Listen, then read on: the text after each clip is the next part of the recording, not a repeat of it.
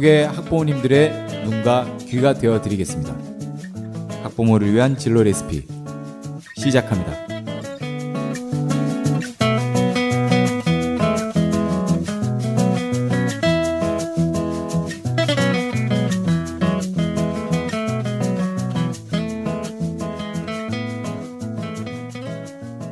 안녕하세요. 진로 레시피 김홍표입니다. 예, 안녕하세요. 민신태입니다. 예, 반갑습니다.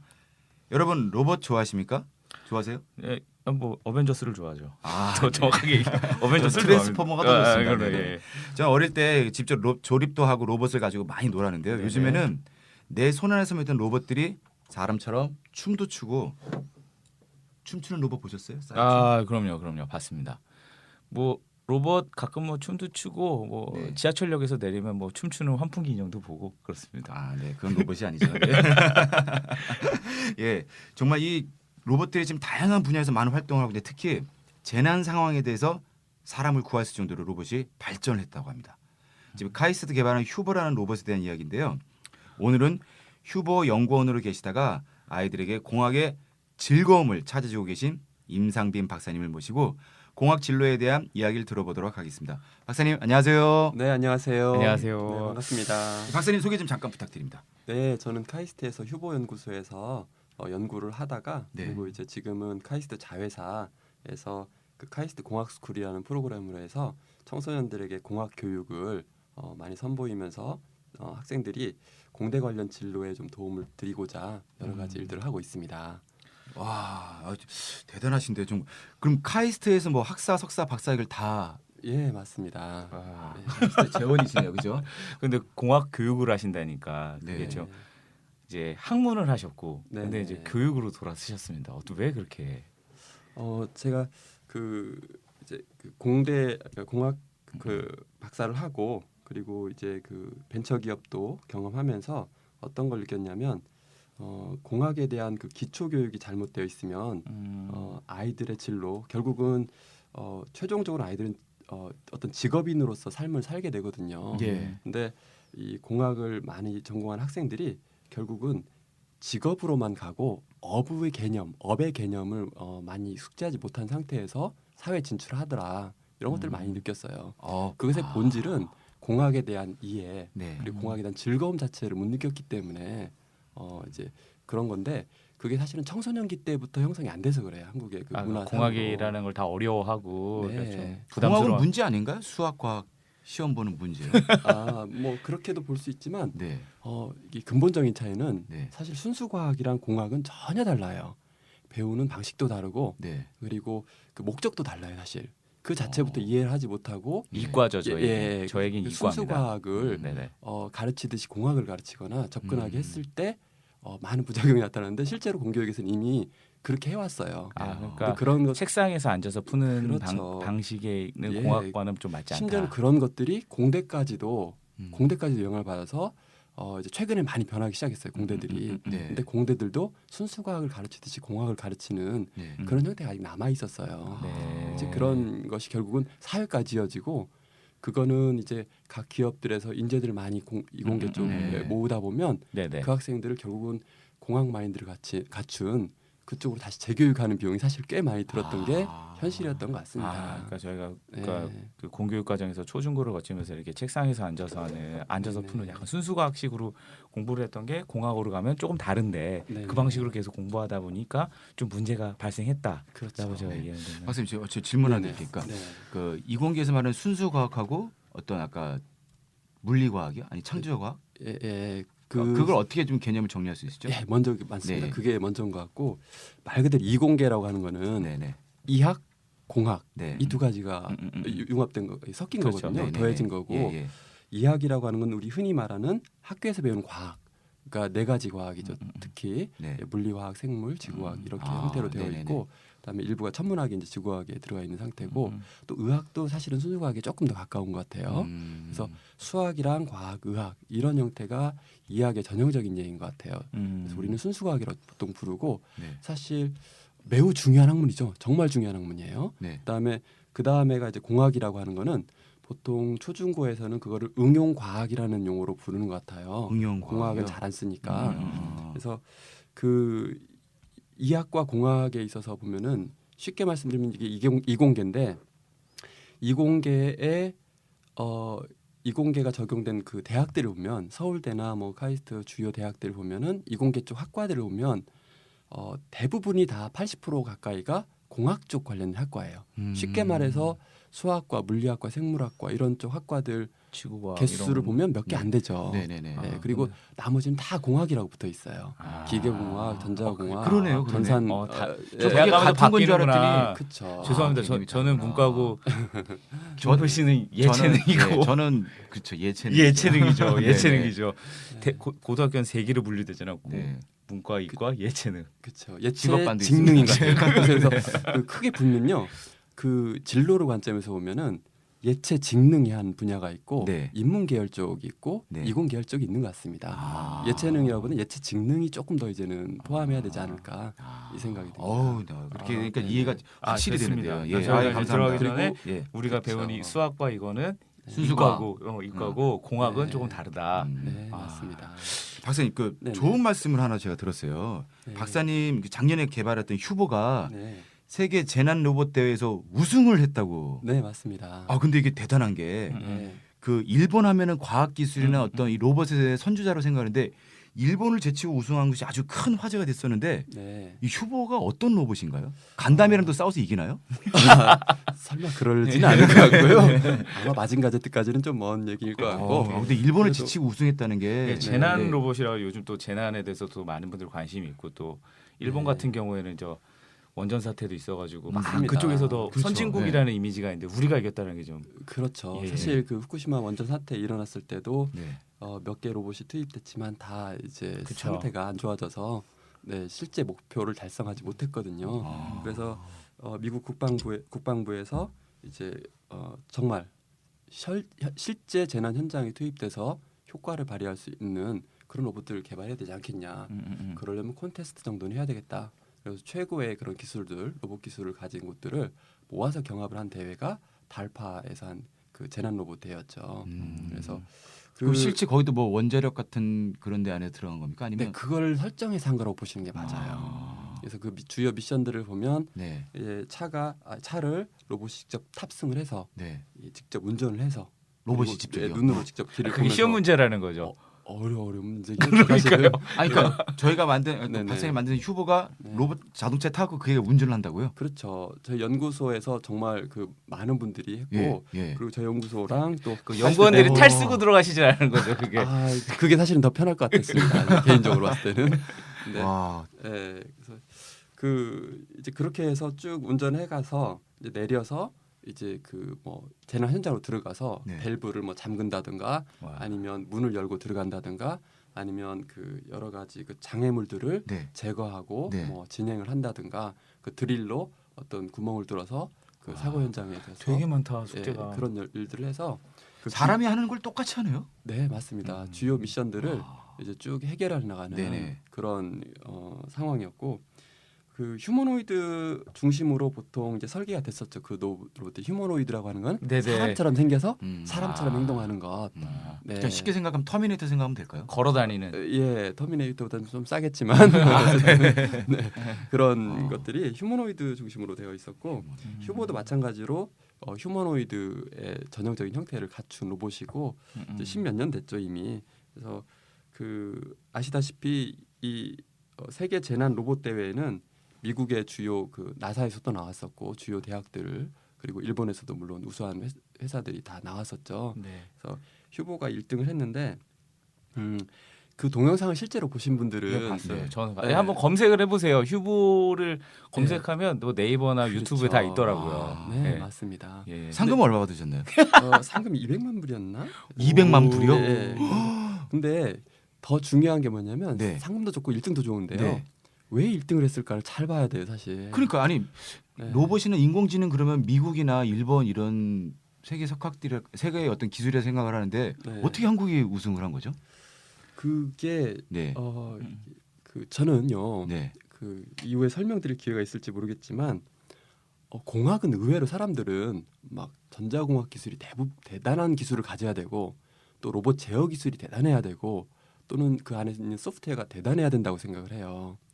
그런데요, 사람들이 놓치고 있는 게 실제로 뭔가를 이뤄내고 창의적인 결과를 내는 거는 창의성이 말 그대로 창의성과 설계 디자인 쪽에서 앞서가야 돼요. 오히려 휴보를 보면은 네. 거기서 핵심적인 그런 기능들 다른 로봇들이 구현하지 않은 그런 것들 보면 쉽게 말해서 한 세 가지인데요. 하나는 차량 탑승해서 내려서 재난 현장까지 가는 데 있어서 바퀴로 올라갔어요. 무릎을 꿇고 바퀴를 달아서 그러니까 바퀴 이동을 했어요. 걷지 않고. 다른 데는 어떻게 해? 그렇지 않은 것들도 많았죠. 바퀴로 걸어가요? 간다는 건 이렇게 탱크 바퀴처럼 이렇게 숙여가지고 바퀴를 네 개를 네. 달아서 네. 발에도 달고 이렇게 해서 바퀴로 올라갔다는 건데 어, 휴보가 충분히 잘 걷거든요. 네. 휴보도 네. 휴머노이드로서 아주 훌륭한 기능을 하기 때문에 잘 걸을 수 있어요. 멋지게. 네.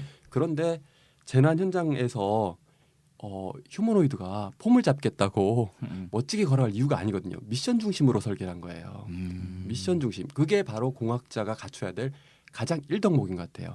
목적과 용도에 맞는 것을 개발하는 게 공학이지 화려한 퍼포먼스나 대단한 기술이 이런 것들이 아니에요. 사실 휴보도 충분히 대단한 기술이었어요. 네네. 예, 그다음에 또 하나는 그 장애물을 제거할 때요. 네. 장물들이 막 앞에 있었어요. 예, 예. 근데 그거를 여러 가지 뭐 해결 방법이 있었겠죠. 그 뒤에서 칼 같은 거 꺼내고 이렇게 그쵸, 자르고 그쵸, 그쵸, 레이저 총 그쵸. 쏘고 뭐 건너뛰거나 손으로 집어내거나 뭐 여러 가지 일들이 있을 수 있겠죠. 네네. 근데 휴보는 거꾸로 뒤돌아 앉아서 발바닥으로 밀고 갔어요.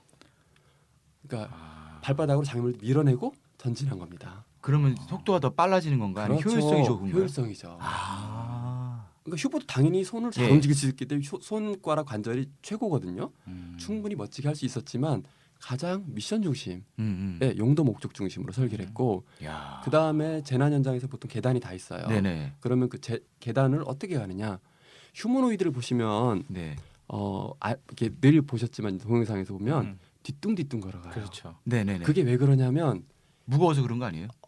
왜 그럴까요? 무거워서 그럴까요? 뒤뚱뒤뚱. 대부분 느낌이 부자연스러운 게 조금 네네. 있어요. 예. 네. 그냥 저는 기술력이 거기까지가 아닐까라는 생각을 맞습니다. 예. 그게 왜 그러냐면 본질적으로 사람과 달라요.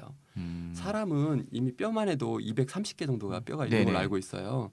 근데 그리고 관절만 해도 매우 다양성이 존재해요. 그쵸. 네네. 발목만 해도 이게 막 그 실시간으로 3차원으로 근육들이 막 하면서 네. 온갖 그 모션들을 다 할 수 있는데 그 휴머노이드들은 로봇들은 다 모터 기반이에요.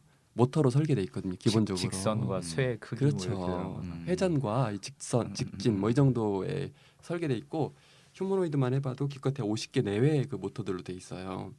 한 로봇당. 아니 근데 네. 그 박사님께서 기껏해 50개라고 하는데 네. 저는 상식적으로 이렇게 사람 닮은 로봇에 모터가 50개 들어가 있다는 게 상상이 안 갑니다. 많긴 하지만 사람의 모션을 구현하기는 턱도 없이 그렇죠. 부족하고 관절별로 네, 가야 되고. 실제로는 그런 그 로봇 모터보다는 나중에 발전하려면 새로운 그 구동기가 필요한 것 같아요. 관절을 넣어야 될까요? 그렇죠. 인공 근육처럼 뭔가 아. 자연스러운 것들 돼야 네. 되고 근데 지금 개발 중이긴 하지만 어쨌든 휴머노이드 자체가 그런 것들 때문에 부자연스러운 움직임이 있어요.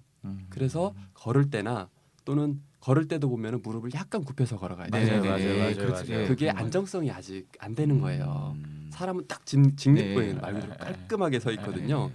그래서 그게 잘 되어 있는데 게다가 또 이제 그런 부작용이 부족함이 결국은 계단을 올라갈 때도 좀 부담스러워해요. 네네네. 네, 그렇겠죠. 아무래도 사람과는 다르니까. 네. 그래서 계단 갈 땐 날아가나요 이렇게? 그랬으면 좋겠는데. 근데 아. 휴머노이드를 보면 그 대회를 보면 휴보가 어떻게 했냐면 상체를 네. 180도 뒤집었어요. 그러니까 쉽게 말해서 몸이 꺾인 거예요. 그렇죠. 예, 예. 다리가 무릎이 뒤로 꺾인 상태로 이렇게 걸어 올라가는 그 것처럼 공포 영화 링 동영상이 아시죠? 있어요. 공포 영화 링. 아, 그렇죠. 그렇죠. 공포 영화에서 나오는 링에서 그 나오죠. 주인공이 네. 그렇게 상체가 가요. 거꾸로 예. 180 뒤집어서 상체는 저쪽을 보고 있고 무릎을 더 거꾸로 꺾고 올라가요. 야, 진짜 그게 목적만 더 생각하는 무게 중심 때문에 그런 거. 그렇죠. 더 네. 안전한 거죠. 뒤에서 밀면 네.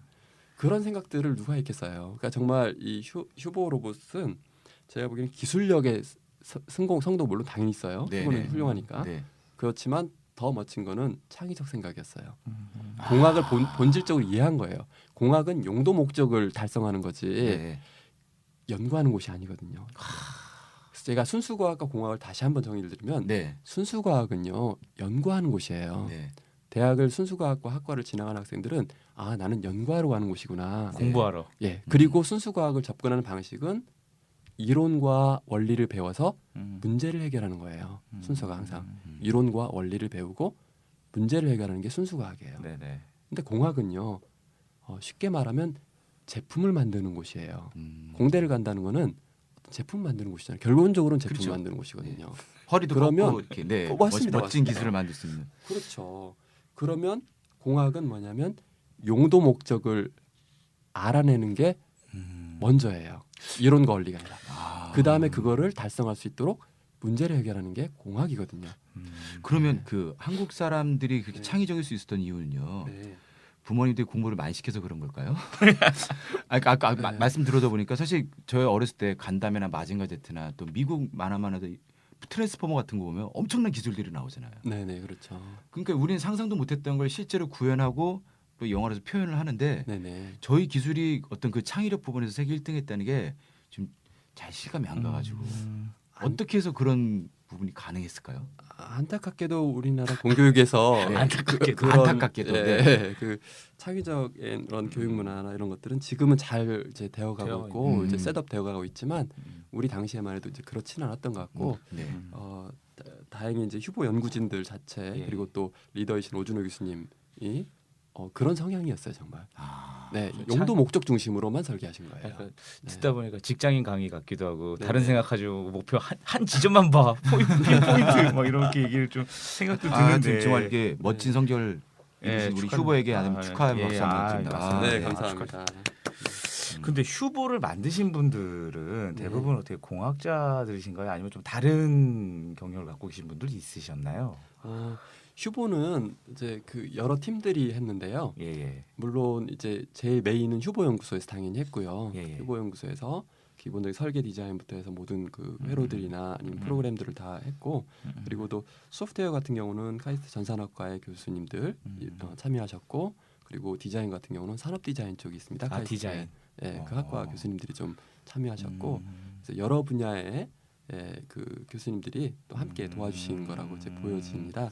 아 그럼 로버트를 네. 하나 만들어서 저희가 보통 생각하기에는 그냥 그렇죠. 그렇죠. 박사님들 쫙 모여서 하는 그렇죠. 그런- 마징가 제트를 만드는 그 김 박사 같은 네. 분은 흔치 않다는 얘기죠. 아, 많은 분들이 그러니까. 협력해서 만든다는 것이 중요하고, 근데 핵심적인 것들은 휴보에서 대부분 다 했다고 생각하시면 될 것 같습니다. 그럼 이제 공학 얘기를 하셨는데 아까 이제 네. 로버트나 뭐 아까 얘기도 공학과 이학은 다르다라고 했는데 그럼 우리는 대부분 이제 공학과를 아까 한 80%가 이과를 그러니까 여기서 이과라는 거는 이제 네네. 이공계 이공계 총칭해서 쪽이죠. 이과라고 맞습니다. 하면 이공계를 가면 이제 대학생들이 어차피 카이스트에서 공부를 또 대학생활을 하셨으니까 네. 이제 순수과학 학교에서 앉아가지고 이제 수학 물리 이런 걸 배우다가 공학을 접하게 되면 좀 혼란이 오나요? 그게? 혼란이 와서 결국은 자기도 수학과 공부했듯이 똑같이 공부하려고 합니다. 아. 예를 들면 이제 전자공학과를 간 학생들도 전자공학에서 필요한 이론과 원리가 무엇인가부터 탐색하기 시작하고 그리고 대학에서도 과거에는 교육을 할 때도 이제 이론 원리부터 전자공학의 기초에 들어가는 뭐 부품들이나 소재 원리 이론들을 먼저 배우고 그다음 실습을 진행하거든요. 근데 지금은 많이 바뀌어가고 있어요. 아, 우리 어떻게 실습 중심으로 많이 가요. 사실. 아, 학교가 예. 먼저 실습 용도 목적을 이해하고 그 다음에 이론 원리를 하는 게 그게 좋습니다. 맞지. 아. 용도 휴보 목적. 같은 경우도요. 네. 용도 목적. 냉정하게 보면 휴보에 이론 원리가 있었을까 설계할 때 애매해요. 참 그거는 스마트폰 우리가 아이폰 개발할 때 네. 이론 원리가 있었을까 참 애매해요. 아. 그러니까 예를 들어 필요해서 한 건데. 그렇죠. 그래서 휴보를 개발하다가 어떻게 되냐면 네. 휴보를 막 개발하다가 막 만들어봤는데 그 다음에 얘가 조금 기우뚱거려요. 뭔가가 예상보다. 네네. 그러면 이제 무게중심 분석 들어가고 시뮬레이션 들어가고 그렇게 해서 이론 원리가 조금 더 들어가는 거예요. 그러니까 문제 해결력. 그렇죠. 아. 그래서 공학은 용도 목적을 달성하는 과정에서 생기는 문제점들을 이론 원리를 쓰는 게 순서죠. 거꾸로. 아. 그럼 박사님 네. 그 문제 해결력을 키울 수 있는 어떤 능력 그 뭐 방법이 있나요? 그런 걸 그 대학에서 창의력을- 어떻게 가르쳐 창의력을 교육을 키울 수 있는 통해서. 어떤 좋은 방법들. 제가 보기엔 공학은 제품과 물건을 만드는 곳이잖아요. 예. 결국 많이 만들어 보는 게 최고예요. 타고난 창의력을 가진 사람은 흔치 않거든요. 많지 네. 않아요. 네네. 대부분은 많은 경험 속에서 많이 만들어 보고 그리고 실제로 구현해보고 문제점들을 실제 해결해보는 그 능력이 최고인 것 같습니다. 저희 어릴 때만 하더라도 네. 뭐 과학 상자나 네네. 뭐 뭐지 레고 같은 거 많이 그쵸. 조립하고 놀았었거든요. 네네. 아니 뭐 흑장난이라 해갖고 뭐 이렇게 만들고 이런 것에 대해서 되게 맞습니다. 흐뭇하고 그랬는데 요즘 아이들은 그런 게 좀 별로 없는 것 같아요. 요즘은 그게 사설로 있죠. 네. 사설로요? 예, 흙을 돈 주고 만집니다. 아 어딘가요 거기가? 저도 궁금하네요. 네. 그러니까 너무 스마트폰이나 이런 거 뭐 TV 시청 쪽으로만 집중하다 보니까 아이들이 손으로 만든 게 창의력에 맞습니다. 대해서 접할 기회가 많이 없는 것 같아요. 그게 이제 부모님들의 인내력이 초등 3학년 정도 가면 인내력이 바닥이 나시죠. 그 다음에는 이제 조금 불안한 마음으로 이제 뭔가 이 논리적 과정들에 관심이 좀 많으시죠 아무래도. 네네. 예, 예. 그래서 그 이렇게 머릿속으로 그 구현하는 능력과 사실 몸으로 구현한 능력을 이렇게 구분해서 몸으로 능력을 구현하는 것들은 보통 초등 3학년 이전에 대부분 다 이제 부모님들이 거기 마지노선인 것 같아요. 심리적 마지노선. 그때까지 막 이런 것 저런 걸 해요. 네. 체험도 활동도 하고. 짧게. 네, 짧게 맞습니다. 하죠. 또. 그래서 그 다음 단계는 사실 그게 어느 정도 이어져 줘야 돼요. 네. 근데 미국은 그게 그 카고 그러니까 차고 네. 차고의 문화에서 거기서 별걸 다 하잖아 아이들이 중학교 그렇죠. 고등학교 때도요 뭐 자전거도 고치고 오토바이도 고치고 뭐 다 고치면서 네. 별짓을 다 하면서 아이들이 그 직접 몸으로 익히는 그렇죠. 교육들이 집에 모든 이어져요. 연장과 그것들이 다 준비되어 있어요. 예, 예. 그 단지 하나 그 책상 하나 만든 것만 해도 정말 창의력에 도움되고 아이의 진로 진학에 저는 도움이 오히려 될 거라고 봐요. 아까 사실은. 뭔가 해본다 아까 그렇죠. 말씀하신 몸으로 익혀져서 이 머릿속으로 들어가는 것들은요 네. 머리가 함께 반응을 하고 아. 훨씬 더 생각이 다양해져요. 맞아요. 그럼 네. 집에 주차장에 그 창고부터 만들어야겠네요. 아파트 지하 주차장에서 해봐라. 아저씨 바로 뛰어오지. 그러게요. 그러게. 그럼 그거 어떻게 가서 그런 걸 해야 되죠? 그래서 한국이 가지는 약점 중에 하나로 보이고 안타까운 부분 중에 하나예요. 네. 그래서 그런 걸 다른 방향으로 좀 해결하긴 해야 될 것 같아요. 그러니까 그런 네. 얘기가 뭐 지금 돌아가신 분이지만 스티브 잡스도 그렇겠잖아요. 경험에서 체득하는 게 네. 책에서 체득하는 거에 한계를 자기가 느낀다고. 그렇죠. 철저히 용도 목적을 설계하고 생각하고 그런 활동을 해요 항상. 네. 심플하잖아요.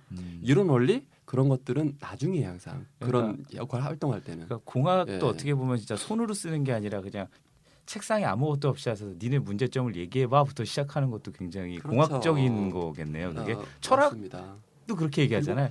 예, 예. 맞습니다. 사람에 대해 이해를 그냥 아무것도 없는 상태에서 그렇죠. 근데 공학도 비슷하네요 시작은. 그렇죠. 어. 그리고 공학은 약간 다른 건 머릿속으로 뭔가 탐험하는 것들을 몸으로 반드시 바로 실천하죠. 아. 네, 공학은 몸에 대한 거예요, 사실은. 네. 그렇군요. 프로그래머들도 몸으로 코딩을 하거든요, 결국은. 손가락. 손가락으로. 어떻게 보면 그 공학이라는 그 학문 자체가 네. 사람을 정말 이롭게 하기 위한 가장 실질적인 학문 분야겠네요. 그렇죠. 사람이 원래 그 이 세상에 생겨난 네. 그 형태 그대로가 사실은 뭔가를 만들기 위해서 이렇게 사람 뇌 구조가 이미 뭔가를 세상을 다스리고 만들기 위해서 이렇게 되어 있기 때문에 그런 것들을 가장 잘 표현하는 게 아마 공학인 것 같고 아. 그리고 너무 머릿속으로 논리 과정으로 들어간 것들 그다음 추상화 과정만 하고 이런 것들이 사실은 이제 그 이론적 베이스들 물론 이게 중요하지 않다는 게 전혀 아닙니다. 매우 중요합니다.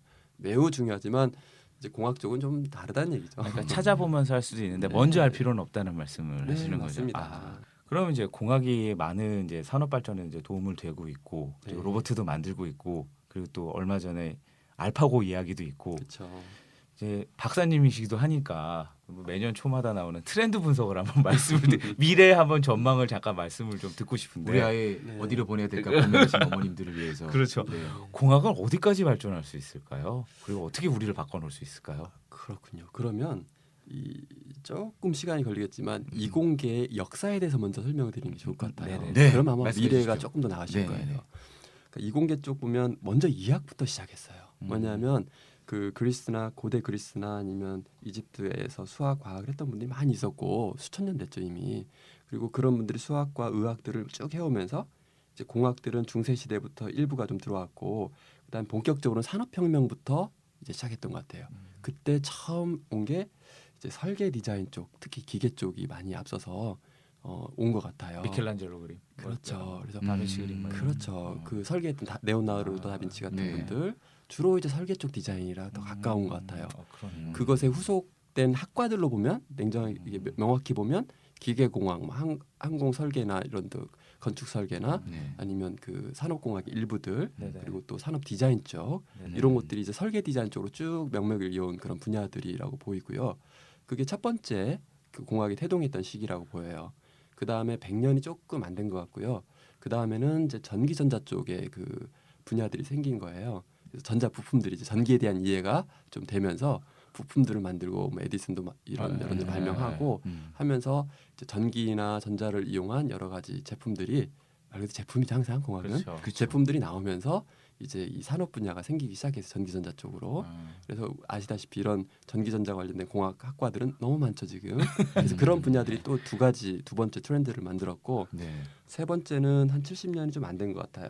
대략 그 전자부품들을 막 조합해가지고 이제 컴퓨터들이 나왔잖아요. 그래서 컴퓨터를 가지고 이렇게 생겨난 분야들은 사실 그때부터 이제 지식 있는 사람들이 사회를 주도하기 시작한 분들이 좀 생겼어요. 컴퓨터는 지식이 필요하잖아요. 네네네. 뭔가를 다뤄야 되고 융합도 프로그램도 해야 되고. 되고 이런 것들을 결과물을 만드는 게 지식이 좀 필요했어요. 네네. 아까 놓쳤지만 첫 번째 산업혁명에서는 자본이 좀 필요했어요. 사실은 돈이 많이 있어야 공장을 만들 수 그렇죠. 있었거든요. 네네. 그래서 그랬고 두 번째는 지식 세대들이 이제 사회에 진출하기 시작했고 이제 컴퓨터를 가지고 쭉 했던 최근까지 이어진 게 이제 앱 비즈니스들이 좀 이제 관련된 회사들이 앱. 예, 주요 네네네. IT 회사들이 이제 앱 관련된 회사들이 많잖아요. 아무래도 네네. 그래서 그런 회사들까지 쭉 이어진 게 현재 트렌드라고 보여요. 네. 네, 그래서 이제 두 번째가 이제 세 번째가 그런 이제 그 컴퓨터 이쪽에 그래서 지식 쪽. 아시다시피 컴퓨터 공학과 전산학과 뭐 정보공학과 이런 형태들이 이제 대학 이공계 학과별로 보면 그래서 그 세 분야가 이제 태동된 거죠. 그래서 공학 쪽으로 보면 이 세 가지 분야 설계 디자인, 전기전자, 그다음에 정보전산 이쪽 세 가지 분야가 그 대부분의 틀을 형성하고 있어요. 공학에. 예, 그리고 그 되게 이해가 깔끔하게 네. 들어요. 그렇죠. 이 세 가지 분야로 네네. 학과들이 그러니까. 형성되어 있고 오래됐어요. 예. 그다음에 이 학과를 중심으로 해서 그 기본 기술들을 태동을 해서 주제로 묶인 학과들이 있죠. 네. 환경에너지공학이랄지 바이오 뇌공학이랄지 문화기술 관련된 학과들이랄지 뭐 아니면 무슨 금융공학 뭐 이런 특이한 공학들 있잖아요. 로봇공학, 의학도 자동차 사실은 공학, 공학 네. 아닙니까? 의학에는 쓰는 요즘 장비나 이런 공학에서 것도 많이 그건 의공학이죠. 의공학. 의공학이라고 해서 또 있습니다. 그것도. 그러니까 그래서- 목적을 확실히 갖고 그렇죠. 있는. 그래서 네네. 그거는 네. 공학을 응용해서 특정 주제로 묶인 학과들이 생긴 거예요. 최근에. 네. 그게 4세대가 그게 융합이라고 통상 부르죠. 융합. 예, 네. 융합 관련된 학과들이 이제 생긴 것들이 이제 공대에 보면 많이 신생학과들은 다 그거죠. 어마어마한 예, 분야가 아, 있네요, 그러니까 진짜. 되게 시대 네. 반응적이네요. 네, 맞습니다. 아, 예, 결국 산업 구조를 따라갈 수밖에 없는 공학이니까. 그럼 공학이 빨라요? 시대가 빨라요? 그 태동되는 게 어떤가요? 패션 리더들, 패션을 주도하는 그 여러 가지 네. 오피니언 리더들의 형태를 보면 과연 사람들이 대중들이 패션을 가져가느냐, 아니면 그 리더들이 패션을 가져가느냐, 리더죠. 그거는 리더죠. 그렇죠. 음, 리더죠. 비슷하지 않을까 싶습니다. 아, 근데 이 공학 쪽은 공학이 정말 결국은 트렌드를 물건을 만드는 곳이잖아요. 물건을 다룬 곳은 기업이잖아요. 그렇죠. 그럼 기업에서는 주도한다고 봅니다. 결국 회장님들이 기업 주주님들이 또, 최근에 네, 바뀌어서 회장님들도 주주님들이 물론 있겠지만 주주님들이 실제로 공학은 음. 조금 다른 거는 이제 프론티어들 벤처나 이런 곳들에서 의외로 네.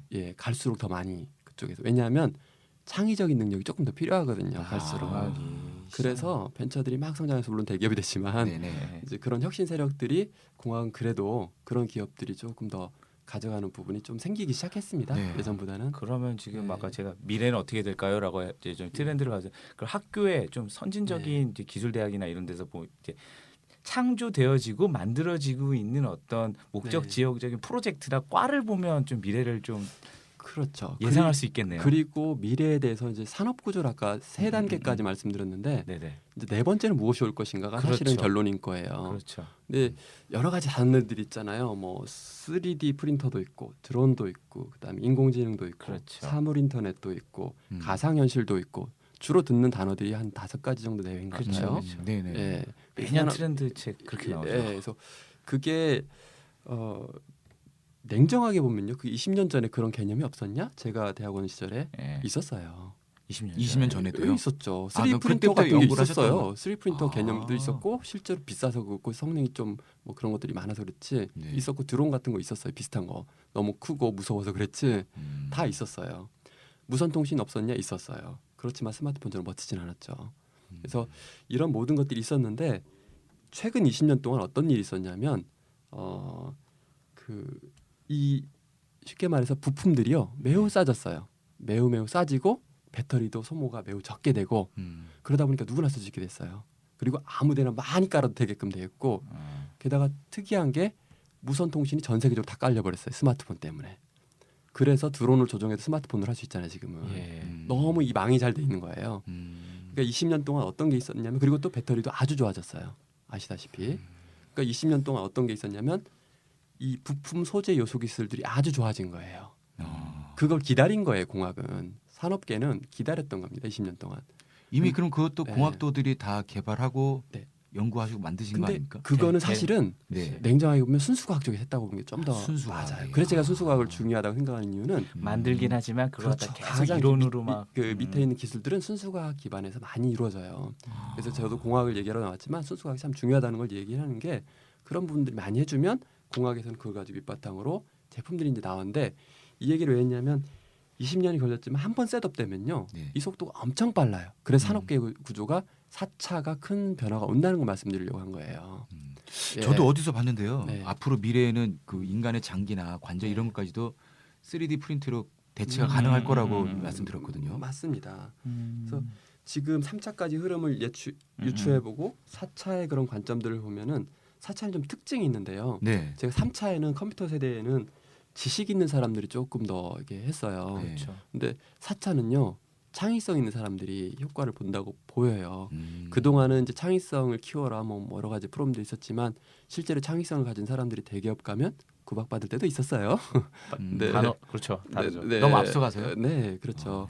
근데 음. 그걸 담을 수 있는 맞습니다. 담을 수 있는 그릇이 음. 산업 구조가 안 돼서 그런 거예요. 음. 근데 이제는 지금 자라는 세대들은 가능해요. 왜냐하면요, 그 아까 말씀드린 그 대부분의 뭐 사물 인터넷이나 3D 프린터나 아니면 여러 가지 그 기술들이 핵심은 개인이 활동할 수 있는 영역이 개인이 뭔가 발휘할 수 있는 영역이 좀 높아져요. 그러니까 쉽게 설명드리면요, 네네. 3D 프린터가 그 얘가 쉽게 되는데요. 네. 지금 산업혁명 같은 경우는 뭐 큰 기계를 만들고 방적 기계 같은 거를 네네. 만들려면은 돈이 많이 필요하고 사람이 많이 필요하고 네. 대량 생산 공장 만들어야 네네네. 되고 또 네. 지금 같은 경우는 또 유통업도 해야 돼요. 그렇죠. 유통업도 이제 해줘야 돼요. 예. 근데 3D 프린터 같은 경우는 그 개인이 생산할 수 있는 수단이거든요. 그럼 프린터한테 갖다 놓고 집에서 모든 걸 다 만든다는 거예요? 그렇죠. 인류 역사상에서 개인이 손에 잡히는 물건을 생산 수단을 가져본 적이 없었어요. 그렇죠. 교환, 예, 싼 게 교환. 없었어요. 언제나 예. 교환이나 네, 구매 자리야 대상이었지. 재봉틀 정도 그렇죠. 그 정도가 있었던 거예요. 음. 어떤 물건들을 자유자재로 만들 수 있는 툴들이 없었고 지금까지는 컴퓨터 2차 혁명 때 컴퓨터가 나오면서 그때는 프린터라는 게 있었죠. 컴퓨터랑 네네네. 프린터. 그래서 문서자를 많이 만들어냈어요. 지식 있는 사람들이. 그런데 물건을 못 만들었거든요. 물건 만들려면 안경테 하나 만들려고 해도 지금은 공장 만들어야 되고 만들고 나면 유통업한테 3차 산업 이렇게 쇼핑몰에 흘려야 되고 이런 것들이 필요했지만 3D 프린터 자체는 아시다시피 제조업이나 이런 것들을 안 거쳐요. 그냥 뭔가 안경테는요 그냥 그 프레임 갖다가 개인들이 색깔 바꾸고 모양 바꾸고 쉽게 지금 파워포인트 누구나 다 사용할 수 있거든요. 네네. 예, 그래서 그것처럼 똑같이 쉽게 만들 수 있게 툴들이 이미 개선되고 있어요. 그러면 아무나 엄마 아빠들이 그냥 갖다가 애기들 블록 같은 거 숫자 블록 같은 거 그거부터 만들 거예요. 이 지금 자라는 세대들은 엄마 아빠 되면 당연히 그거부터 할 거예요. 갑자기 레고를 뭐 대량 생산해야겠다는 레고 사장님 이제 긴장하시겠습니다. 맞습니다. 예. 가장 어린 아이들 키워보면 느끼는 게 돈 많이 들 때 저도 애기들 키웠을 때 돈 많이 드는 게 그거잖아요. 사실 장난감 계속 바꿔줘야 네, 되니까. 그리고 특히 블록들 그렇죠. 초기 블록들이 좀 많이 들어요 생각보다. 그러니까요. 근데 쓰고 한 달 후면 예, 일주일 질리니까. 후에도 버려요 실제로는. 그렇죠. 근데 그런 것도 바뀔 거예요 일단. 그 시장 꽤 크거든요. 와, 그러니까- 박사님 그럼 앞으로 네네. 미래는요. 네. 옛날 그 우리 만화의 영화에서 보던 것처럼 버튼 누르면 원하는 음식이 쭉 나오고 그런. 가능해 보입니다 가능하죠. 저는. 와. 그래서 쉽게 말해서 개인 생산 시대가 열린다는 거예요. 개인 생산 시대요. 예, 그게 달라요. 산업 구조가 완전 다른 게 아까처럼 2차 산업 구조, 3차 산업을 거치지 않는 거예요.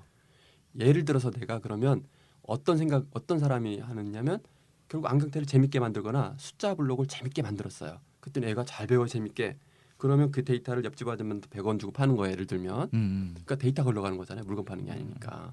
네. 아이디어를 파는 거네요. 그렇죠. 그러면 개인 생산 시대에서는요 그런 게 아니니까 예를 들어서 그 시대에는 제가 보기엔 만약 공무원을 했어요 이 사람이 직업이 공무원이에요. 네네. 그러면 밤에는 이 사람은 안경 디자이너로 변경할 가능성도 있다.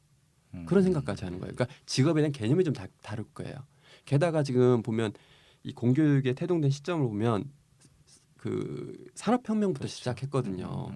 산업혁명들이 농장에서 일하는 사람들 데려다가 놓고 그다음에 그 자녀들은 공교육 시스템에서 이제 그 교육을 했거든요.